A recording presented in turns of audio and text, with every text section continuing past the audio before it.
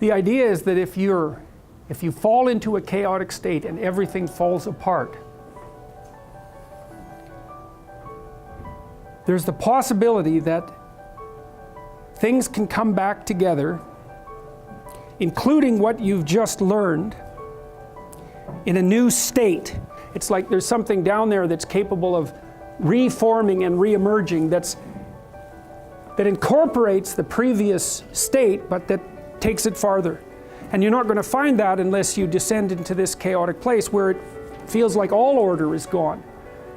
While you generate order, it's going to be akin to the order that you had before, but there's going to be something new about it as well. So it's down to the bottom of the chaotic state to bring up what you're missing. So Jung had this phrase that he liked, that he took from the alchemists, which was in sterquilinis invenitur. And what it meant was, what you most want to find will be found where you least want to look. There's this old story that's from King Arthur, and King Arthur has these knights, right? They all sit around a round table, which means they're roughly equal. That's what the round table means. And they're off to find the Holy Grail, and the Holy Grail is the most valuable object. That's what it means. So they're off to find the most valuable thing, but they don't know what it is and they don't know where it is. But they know that there's a most valuable thing, so in some sense it's akin to them orienting themselves by the star.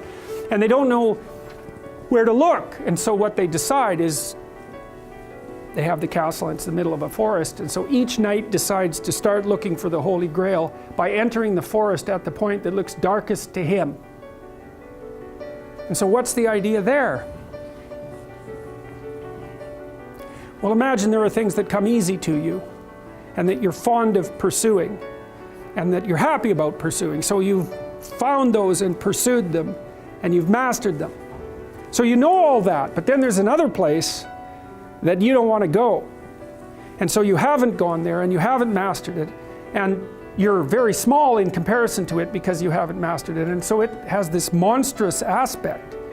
But it has, if what you're working, if what you're doing isn't working, it's where you haven't gone that you need to go.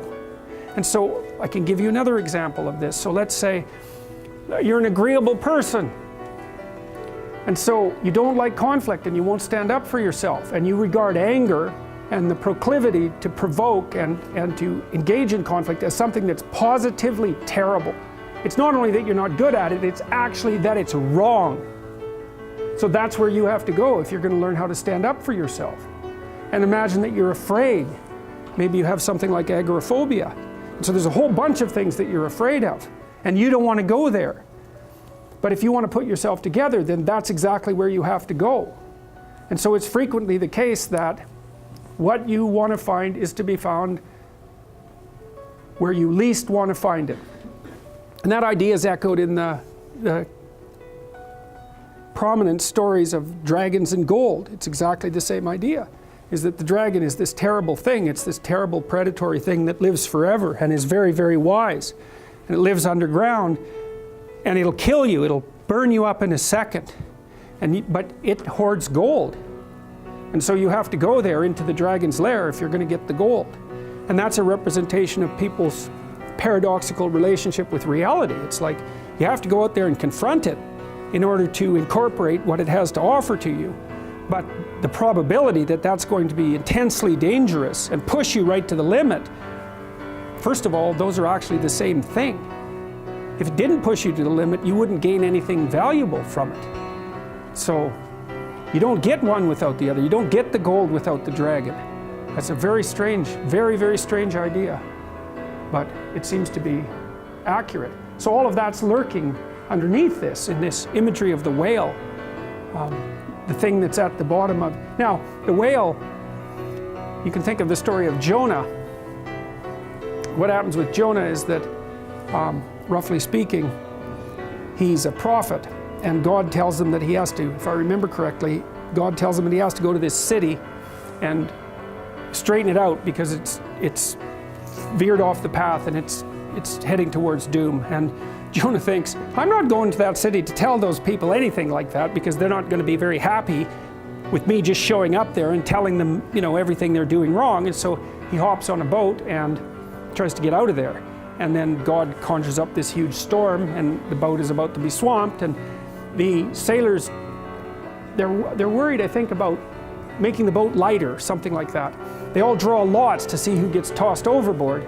And Jonah admits that it's actually his fault because God's upset with him because he got this direct command to go straighten out the city and he ran off. And so the sailors they're not happy about this, but they throw Jonah overboard and the sea's calm and a great fish comes up, a whale, and swallows him. And then he's down in the fish for 3 days and it throws him up on the dry land, and then he's learned his lesson by that time and he goes off to have pursue his proper destiny. So that's echoed in this story as well, that if you don't follow the pathway that you're supposed to follow,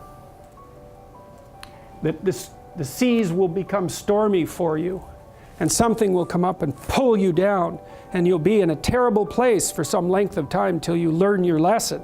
And if you're lucky, you'll get spit back up on shore and then you can go do what you should do.